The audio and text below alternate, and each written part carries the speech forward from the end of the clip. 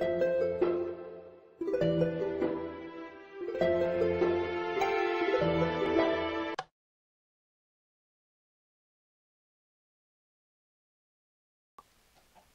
guys, so something new, and it's another chicken farm.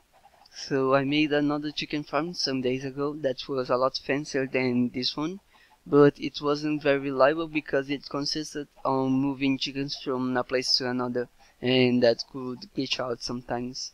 And because it was meant to be built on survival, we didn't want that, so I just made another. And this design is smaller, so as you can see it's only 3 wide, 9 high and 10 long, so 270 blocks in total, and it was almost the same weight as the other one. So this one has chickens stand still, so they won't glitch out from having to move from a place to another. And what they will do is just drop eggs into this dispenser, and now depending if you want eggs or chickens, if you want eggs or chickens, it will make two things. So if you want eggs, you unpower this redstone dust, powering this redstone torch, and powering this dropper, making the item that was here to go to the hopper. And because the torch is on the side of this hopper, it won't let the item go back down. So this comparator won't give an output because there is no item here, and it will unlock this hopper so it can grab the eggs from here, and it will also power this torch so it will lock the hopper, this clock. And you can also change the delay of the clock if you want this to be less lagging. Oh, and if you select chickens, it will power this line, and unpowering this torch, so it will let the item that was in the hopper back to the dropper, and it will give an output, locking the hopper so it won't grab the eggs from the dispenser, and letting this clock run. Now if it's running, so if you select the chicken, it will dispense the eggs on top of a slab, and when they spawn, they will be there, so when they grow up, they can die with two things.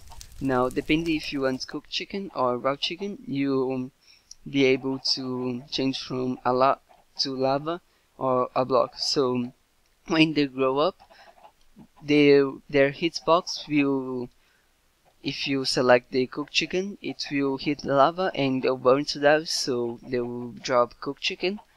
But if you select if you select raw chicken, they will glitch out. They will suffocate on the wall on this block and just drop raw chicken. Now the way it works is very simple. It first will power this line, so it will unpower this torch and make this piston retract.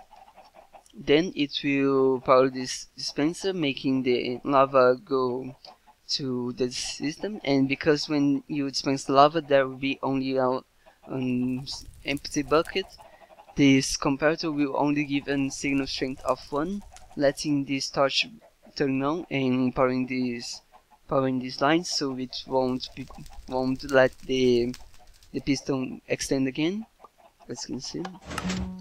And the other way around, when we power this line, it will power this, but it won't make anything because the piston is already retracted, but it will grab back the lava, making this comparator give a signal strength of 2, empowering this torch and letting the piston extend, as you can see right there.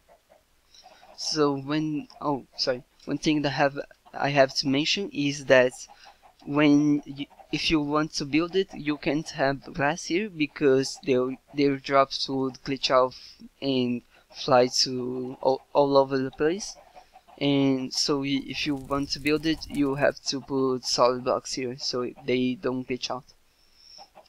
Okay, so when they die, their drops will go to this hopper, and it will go to the item sorter.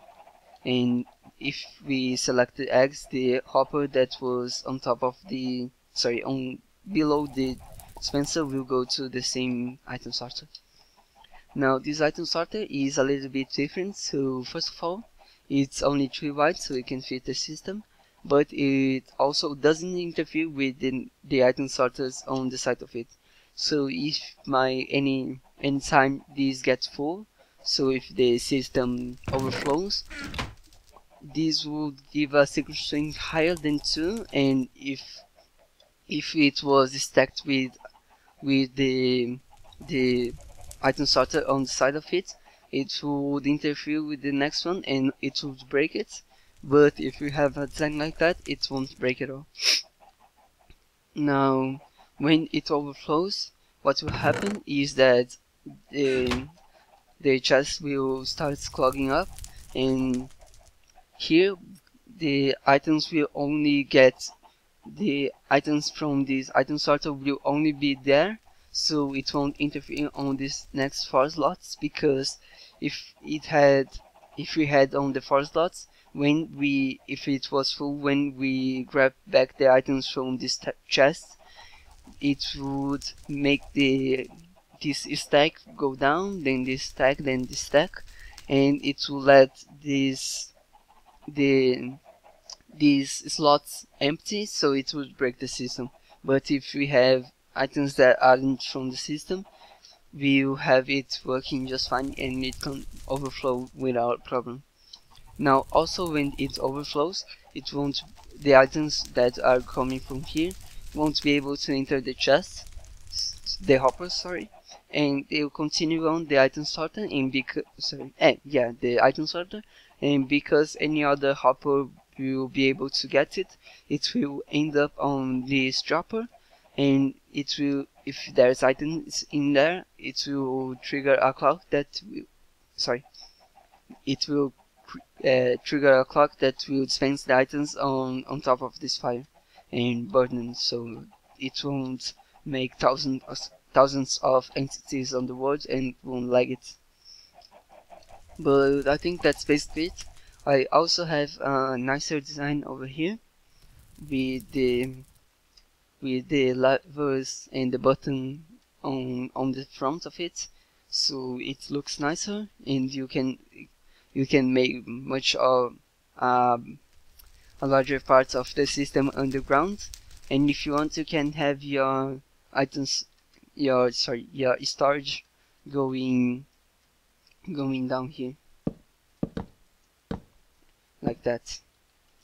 And also with this part, I added a system to know when a chest overflows. So as you can see right here, we have an overflowing chest full with items. So because items started to come here, it lighted up this redstone torch. Sorry, these redstone lights. But apart from that, that's basically it. So I'll put a word alone in the description, and also the challenge that this build was meant for. That was a challenge my Zuma games, if I haven't mentioned in the beginning of this video. But if you want to see, I'll link it in the description. But that's all guys for today, so thanks for watching, and I'll see you next time.